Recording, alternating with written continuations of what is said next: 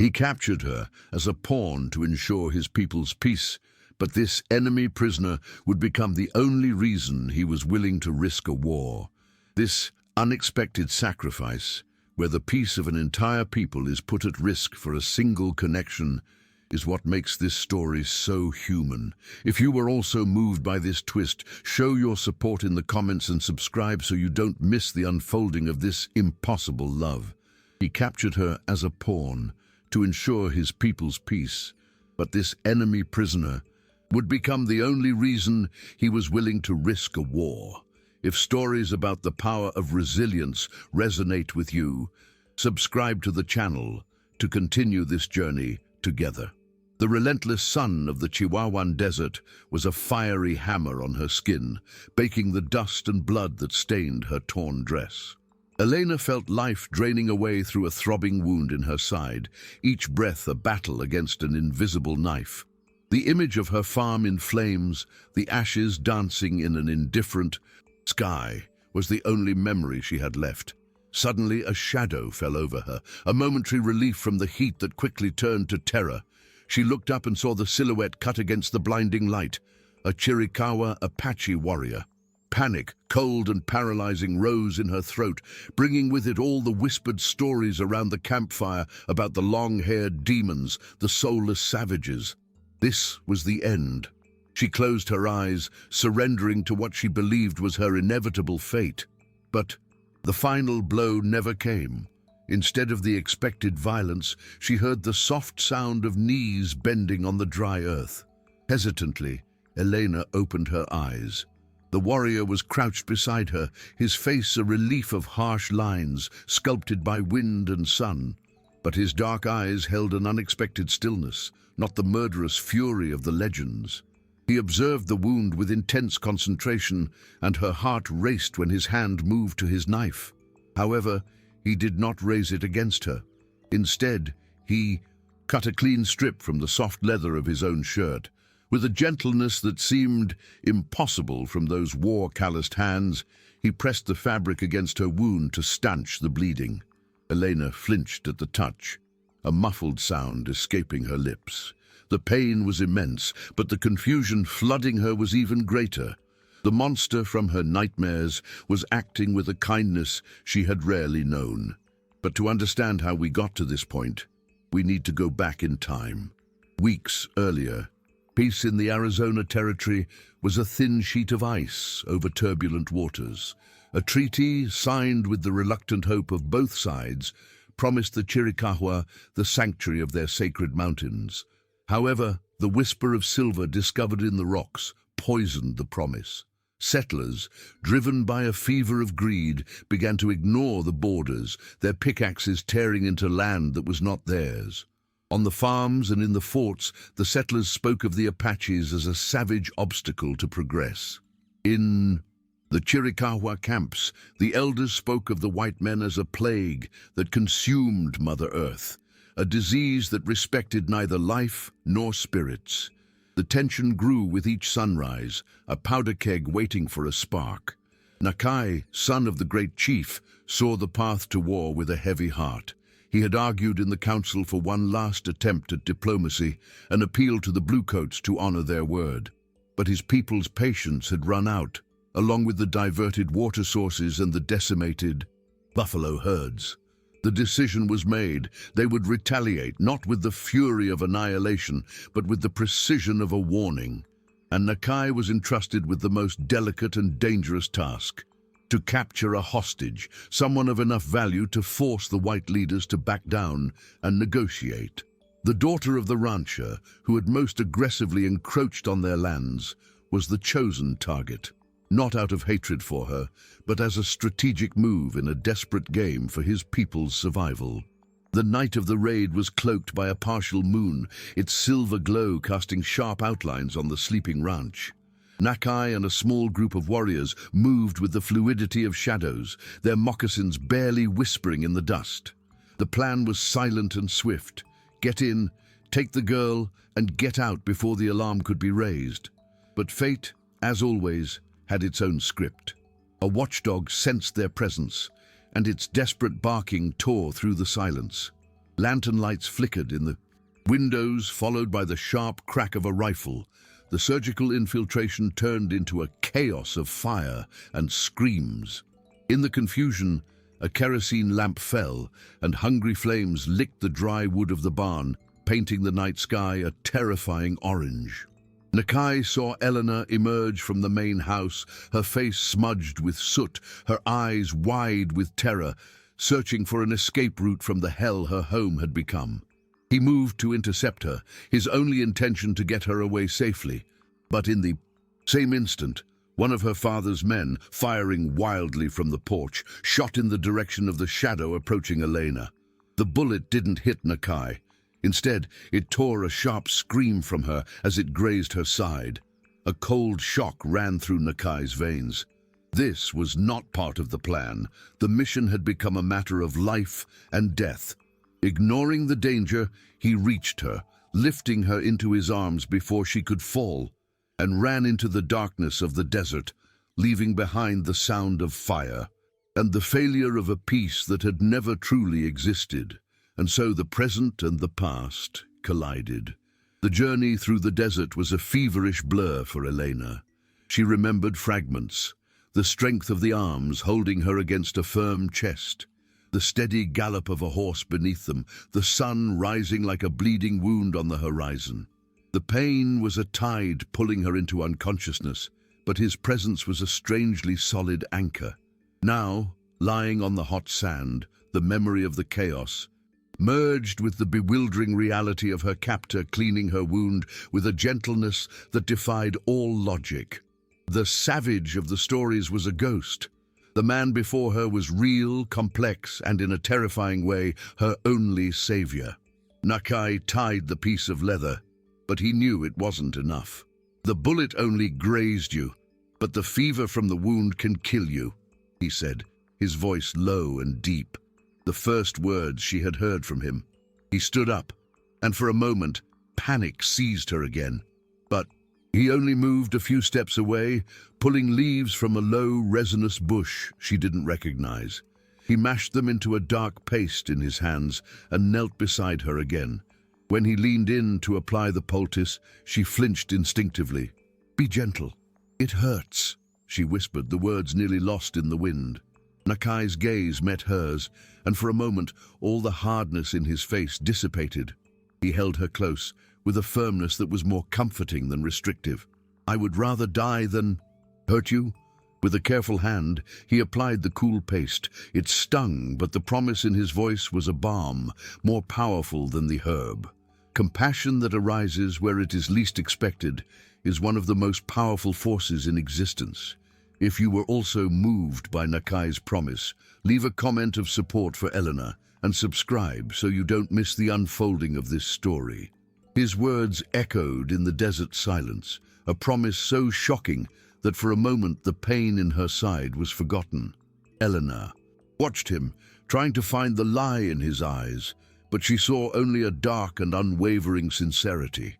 He didn't wait for an answer.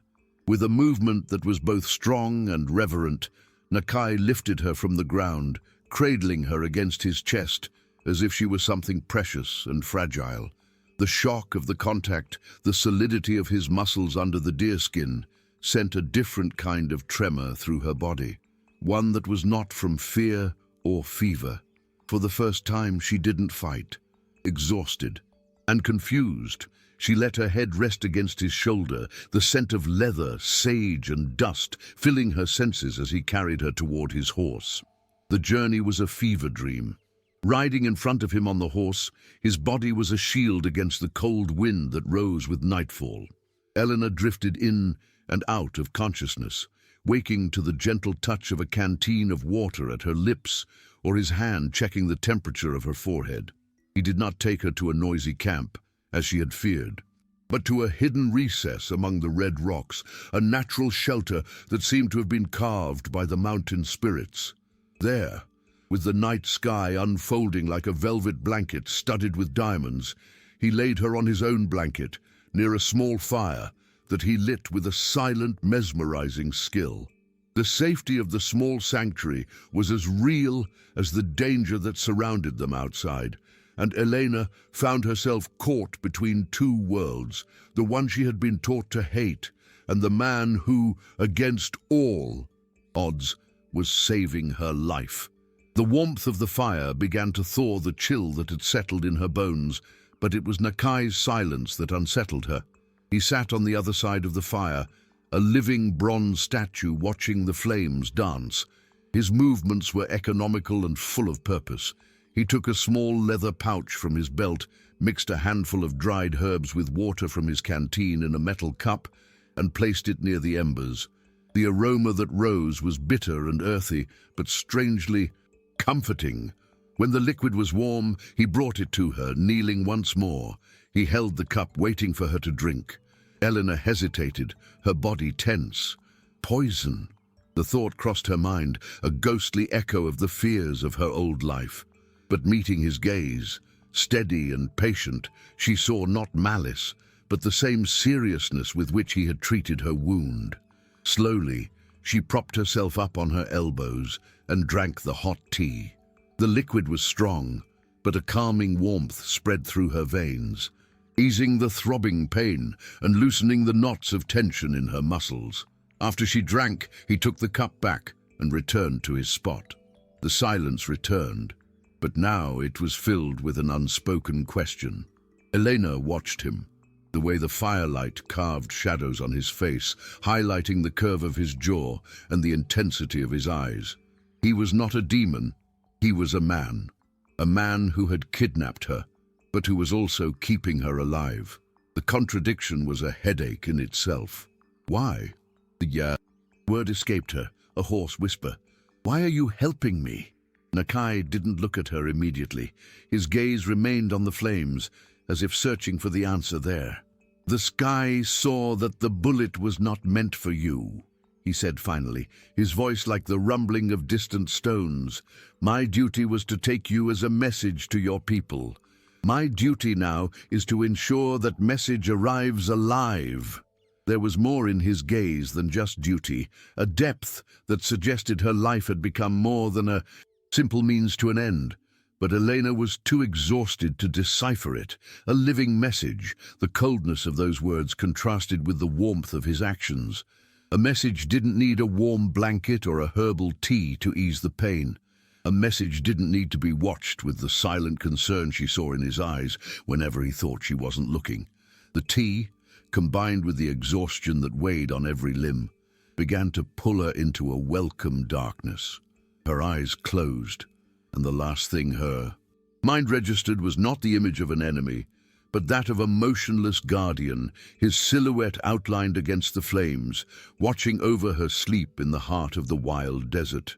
With her breathing finally deepening into a healing sleep, Nakia allowed the warrior's mask to fall. He looked at her face, softened by sleep, her long dark lashes casting shadows on her cheeks in the firelight. He had come for a pawn, a symbol, but the wounded woman sleeping under his protection was not a symbol. She was flesh, bone, and spirit, a spirit he had nearly seen extinguished by a mistake of his people. Guilt gnawed at him. He had failed to protect her at the moment of the attack, and now every gesture of care was a penance, an attempt to rewrite the violent beginning of their story. The promise he had made to her was not to calm her. It was an oath to himself, forged in fire and blood. He would keep her alive, not just out of duty to his chief, but out of a debt he now felt to her. Soul. Elena woke to the first rays of sun, painting the rock walls of her shelter gold. For a moment, she didn't know where she was. The pain in her side had dulled to a faint ache, and the chill of the fever had been replaced by a pleasant warmth from the blanket wrapped around her. Then the memories of the previous night came flooding back, the fire, the pain, the warrior. Her heart leaped, but the panic was contained by the peaceful scene before her. Nakia was not sleeping. He was sitting near the ashes of the fire, sharpening the blade of his knife with a smooth stone, his movements methodical and calm. Sensing her gaze, he stopped, and his dark eyes met hers. Without a word, he put away the knife, took a piece of dried meat from a pouch, and held it out to her, along with the canteen of water. The gesture was simple, direct, an offering of life in the midst of that unforgiving desert. She accepted the food, her fingers brushing his for a brief moment. Hunger overcame distrust. As she ate the tough, salty meat, she watched him. He moved with a silent efficiency, erasing the traces of their fire, preparing the horse. He did not chain her or treat her like a captive in the way she had always imagined. Instead, when it was time to leave, he helped her mount with the same careful firmness as the night before, his arm around her waist, a necessary support, not a restraint. As they rode under the growing blue sky, Elena found herself studying him, the way he read the invisible tracks in the sand, how his eyes scanned every ridge and every shadow. This man was not a monster lost in the wilderness.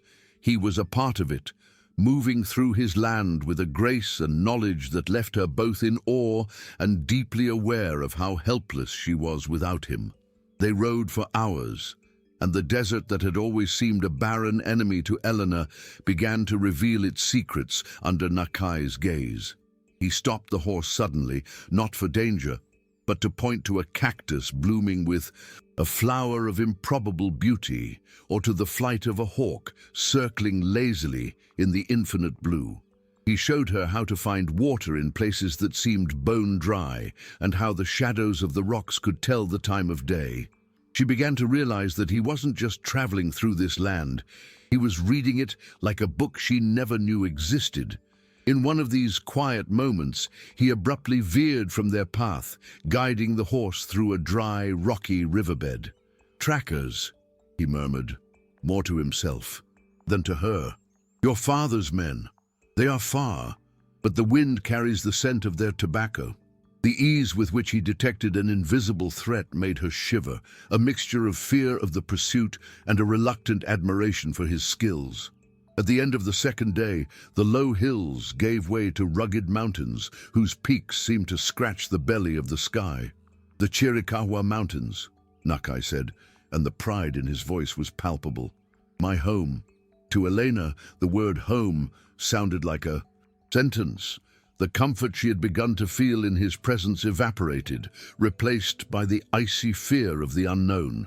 This singularly gentle man was about to hand her over to a tribe of savages. She stiffened in his arms, her body betraying the panic she was trying to suppress. Nakia felt the change in her instantly. He said nothing, but his hand, which rested lightly on her waist to steady her, tightened slightly, a subtle gesture not of possession, but of reassurance. It was a silent reminder of his promise in the desert, an anchor in the sea of her growing fear. They entered the camp through a narrow pass that opened into a hidden valley, sheltered by pine trees and granite cliffs. The Chiricahua camp was not the chaotic village of her nightmares. It was a living, vibrant community, with wickiups made of branches and hides arranged in an orderly pattern around a central bonfire. The smell of pine and roasted meat hung in the air, mixed with the distant sound of children's laughter.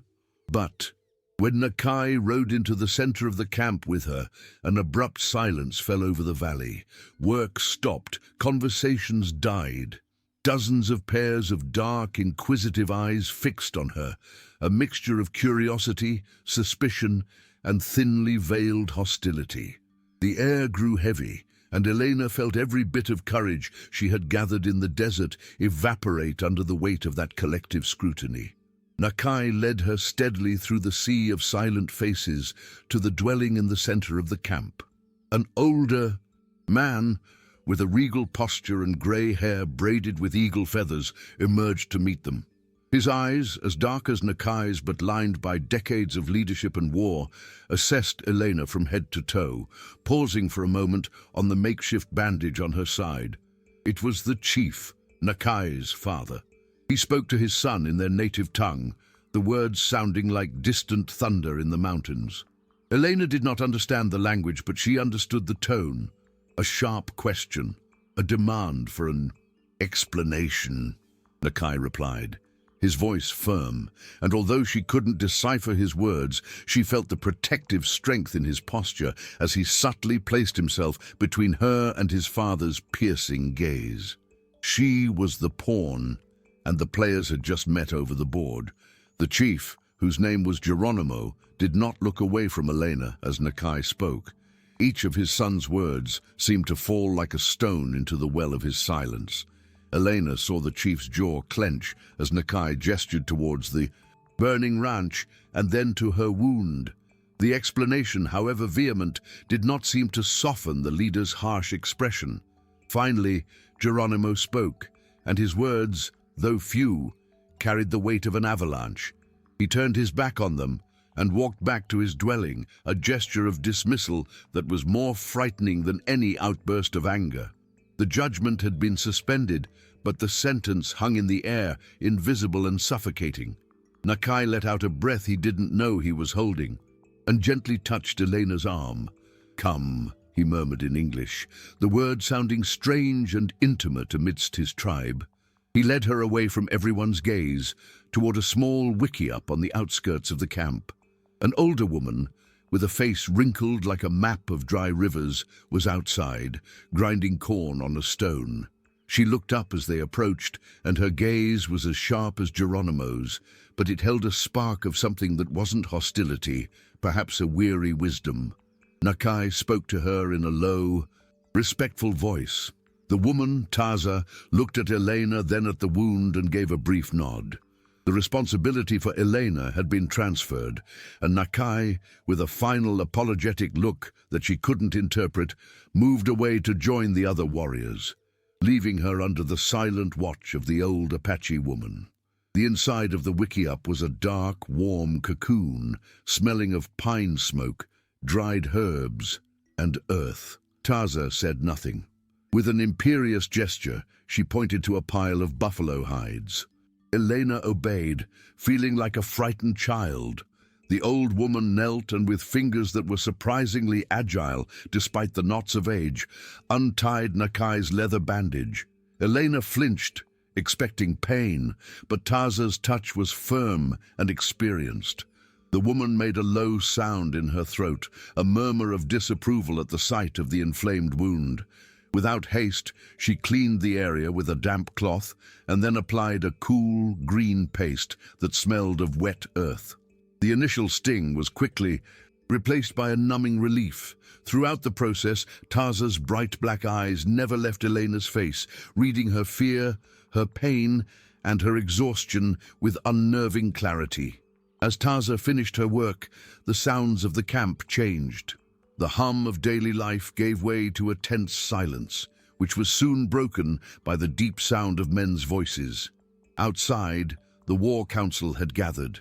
Elena couldn't see, but she could hear the deep, resonant tone of Geronimo, followed by the more restrained, but equally firm voice of Nakia. An argument was underway, and she was the storm at its center. Every word she didn't understand seemed to seal her fate. Nakia wasn't just explaining himself to his father, he was defending his decision and her life before the warriors whose people had been deceived and murdered by the white men. He had called her a message, but now, to many out there, she was simply the face of the enemy, a target for the rage and revenge that had been simmering for so long. The argument dragged on for what felt like an eternity, rising and falling in waves of passion and cold reason. Then, silence fell, so abrupt and heavy that the ringing in her ears became a roar. Footsteps approached, and the leather flap of the wickiup was pushed aside.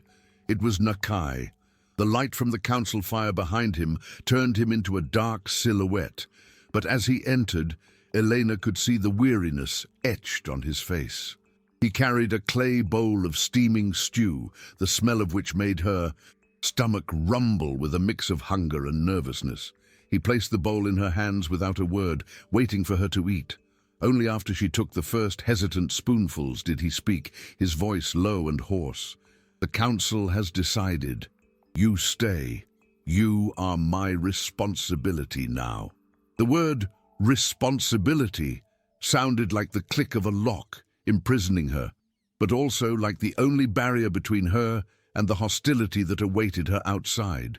In the days that followed, Elena understood the full weight of that word.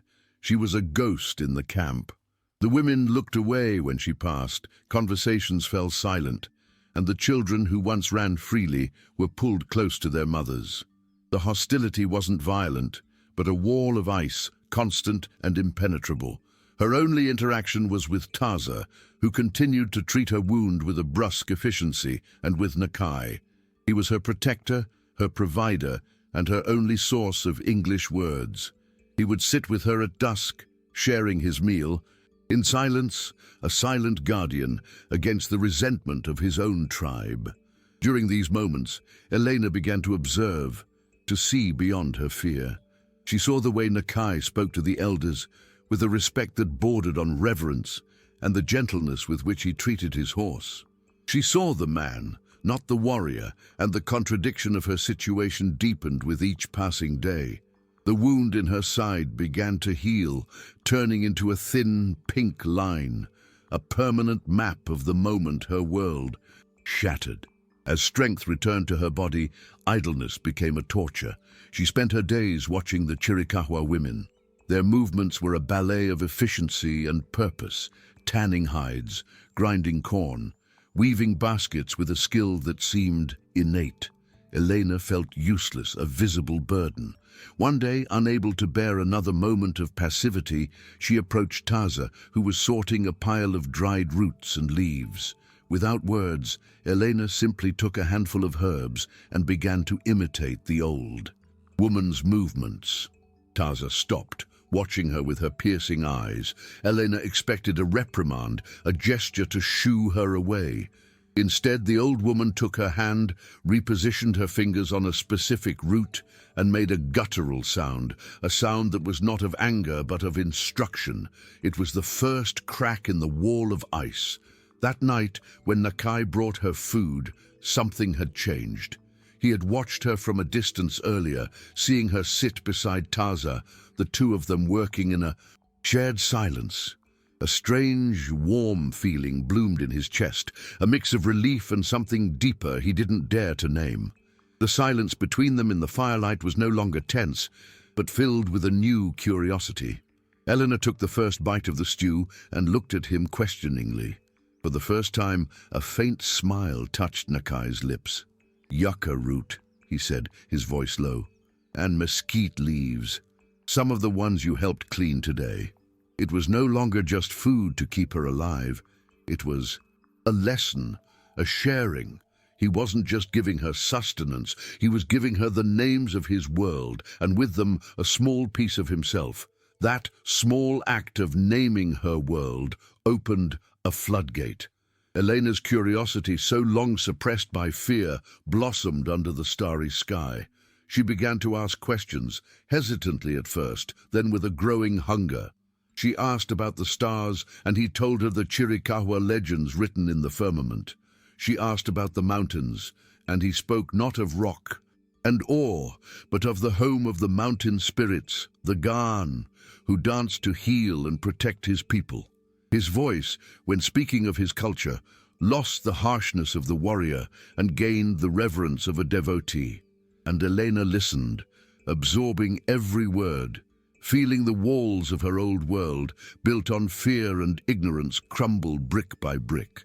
The savage was not soulless. His soul was intertwined with every rock, every plant, and every star in a way she had never imagined possible. This growing intimacy did not go unnoticed. After leaving Elena at Taza's wickiup one night, Nakia was confronted by Ju, one of his father's fiercest warriors. "You share stories of the spirits with her," Ju hissed, his dark eyes burning with resentment. "You feed her with your own hand, while our children remember the white man's lies." The warriors murmur. They say the white woman has weakened our chief's son. Nakia faced Ju, his calmness a rock against the other man's wave of anger. "She is the message," Nakia said, his voice low and dangerous. "A message cannot be read if the page is blank. She needs to understand what they are destroying." Ju sneered. Be careful, brother, that you are not the one who forgets who the enemy is." He walked away, leaving Nakia alone under the gaze of the moon, the truth of the warning weighing on his heart. He wasn't just teaching her, he was reminding himself through her eyes of all the beauty his people were fighting not to lose. And that made him more determined and more vulnerable than ever. Ju's warning poisoned the air. The next morning, Nakia brought Elena's food as usual, but the warmth of the previous night had dissipated, replaced by a cold, formal distance. He didn't sit. He avoided her gaze, answering her hesitant questions with short, practical monosyllables. The door he had opened to his world was shut with an audible click. Elena felt the change like a slap. The silence that had once become a space of understanding was now a chasm. She was no longer a curious student, but once again the prisoner, and he her guard. The pain of this sudden withdrawal was sharper than the wound in her body had ever been, for she realized with a growing panic that she had begun to find a strange kind of home in the intimacy he now denied her. The tension emanating from Nakia seemed to spread through the camp like a fever. Then, at midday, the reason became clear. 2 scouts galloped back, their horses covered in sweat and dust, bringing news that made the camp buzz like a disturbed hive. Her father's men were not alone. The bluecoats had joined the search. It was no longer a rescue operation. It was a military mobilization. Her kidnapping was the justification they needed, the spark the settlers craved to light the fire of war and claim the mountains once and for all. The looks Elena received turned from suspicion to open hostility. She was no longer just the chief's son's captive, she was the omen of destruction. The pale face that had brought the warhorse to the sacred valley of the Chiricahua. Fear was a living animal, with cold claws in Elena's stomach. She was torn from the relative shelter of Taza's wickiup, not by Nakia, but by 2 warriors whose faces were masks of impassive hatred. They dragged her to the center of the camp, where Geronimo stood before the council fire, now lit in broad daylight. The air was thick with the smell of smoke and fury. Ju stood beside the chief, and it was he who spoke. His voice echoing through the silent valley, he pointed at Elena. "She is the disease that brought the blue coat fever to our mountains. Killing her is the only cure. Let her people find her body and know that the Chiricahua do not negotiate with worms." A roar of approval rose from the other warriors. Elena felt the world tilt, the ground disappearing from beneath her feet. This was her death sentence. Before Geronimo could give a verdict, Nakia moved. With a fluid speed that belied the storm, within him, he placed himself directly in front of Elena, his body a human shield against his tribe's wrath. He faced Ju, and then his eyes locked with his father's, a mixture of defiance and pleading. "No!" His voice cut through the air like a knife blade. "We are not like them. We do not kill out of fear or for revenge. She came as a message of peace. If we kill her, we become the lie they tell about us." He turned slightly, his gaze meeting Elena's for a fleeting second, a silent promise, passing between them. Then he turned to Geronimo. "She is my responsibility. I brought her to this valley. If a Chiricahua is to spill her blood, let it be mine first." The challenge was laid down, a son against his chief, honor against survival. And the silence that followed was more deafening than any war cry. The air vibrated with Nakia's challenge, a thread stretched to its breaking point. Geronimo's eyes, hard as obsidian, moved from his son to Ju, and then swept across the anxious faces of his warriors. He was the chief, and his people were crying out for blood, a just retribution in their eyes. But he was also a father, watching his son offer his own life for a principle of honor that he himself had taught him. The chief slowly raised his hand, and an absolute silence fell over the valley. His voice, when he spoke, was not a shout, but the low, unmistakable rumble of a forming avalanche. "The woman remains under his protection," Geronimo declared, his gaze fixed on Ju. The word of a Chiricahua warrior once given is law. He has claimed her as his responsibility. Whoever challenges him, challenges me. Without another word, he turned and walked back to his dwelling, the decision final and irrevocable. Elena's death sentence had been commuted, but her life was now irrevocably tied to Nakia's by the strongest and most dangerous thread of all, Apache honor. The warriors moved away, not with acceptance, but with a simmering resentment that hung in the air like the heat from a forge. They left Elena and Nakia alone in the center of the empty circle, the epicenter of a storm that had only temporarily subsided. The strength left Elena's legs, and she would have fallen if Nakia hadn't turned and held her firmly by the arms. Her world was reduced to that single point of contact, to his solidity amidst the chaos of her emotions. "You," she whispered, her voice trembling. "You risked your life for me." Nakai's gaze was intense, erasing any distance he had. Tried to impose that morning. "I told you I would rather die than hurt you," he said, his voice low and filled with a raw emotion. "That includes letting others do it." In that instant, the truth hit them with the force of a lightning strike.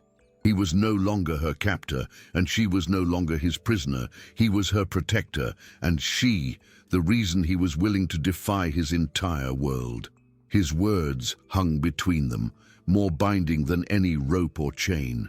The angry buzz of the camp, the smell of smoke, the weight of hundreds of hostile eyes, all faded away, leaving only his face. For the first time, Elena saw him without the filter of fear or confusion. She didn't see an Apache or an enemy. She saw the man who had taught her the names of the stars and the warrior who had offered his chest in place of hers. Moved by an impulse older than reason, she raised her hand and touched his face, her fingers tracing the severe line of his jaw.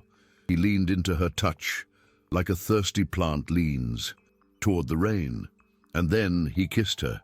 It was not a kiss of passion or possession, but of relief and recognition. A silent seal on the promise he had just made with his own life. A 1-second refuge found in the eye of the storm. When he pulled away, the world rushed back in, but it was a transformed world. Nakai's gaze lifted from her face and swept the camp. His father's protection was a dam, but the flood of hatred continued to rise behind it. The warriors would not challenge the chief openly, but Ju was not the only one whose heart was poisoned. He looked back at her, urgency replacing the tenderness in his eyes. "My father's word keeps them from touching you," he said, his voice low and tense. "But hatred is a knife that waits in the shadows, and the soldiers are approaching. This valley will become a battlefield, and you will be at the center of it." He held her hand firmly, his grip conveying the gravity of his decision. "We cannot stay here. Tonight, when the moon is hidden, we will leave." It was no longer a capture or a rescue. It was an escape, together, against everyone. There was no time for words. Nakai's decision spurred them into silent, desperate action. He led her back to Taza's wickiup, where the old woman watched them enter, with a look that held neither surprise nor judgment. As Nakia moved through the small space, gathering supplies with deadly efficiency, an extra canteen of water, a pouch of dried meat, his own blanket, Elena felt Taza's presence. Behind her, the old woman's wrinkled hand touched her arm, and when Elena turned, Taza pressed a small leather pouch into her hand. Inside, the familiar scent of healing herbs. It was a silent blessing, an act of descent in the midst of that sea of hatred. From across the wickiup, Nakia turned, holding out a knife to her. The bone handle was smooth and cool in her palm. The gesture was clear. He could no longer be her only shield. From that moment on, they would fight together or die together. The darkness before dawn was their only ally. They moved through the sleeping camp like smoke, Nakai's feet making no more sound on the earth than a falling pine needle. Elena followed him, every muscle tense, her heart beating a frantic rhythm against her ribs. The air was cold, heavy with the smell of ash and the latent hostility that seemed to emanate from the silent dwellings around them. Nakia led them to a small grove of aspens on the edge of the valley where his horse waited, already. Saddled, he lifted her onto the saddle and mounted behind her, wrapping his arms around her. For a moment he paused, his gaze sweeping the valley one last time. It was not a look of anger or regret, but of a deep, resigned sadness. He was leaving behind his people, his home, his name. Then he turned the horse and without a sound, they plunged into the darkness of the mountains, two fugitives hunted by an army on one side and by the only world he had ever known on the other. To abandon everything you know for a promise is the greatest test of courage there is. Show your support for Nakia and Elena in the comments and subscribe to follow every step of this desperate escape against the world. Thank you for joining us on this journey.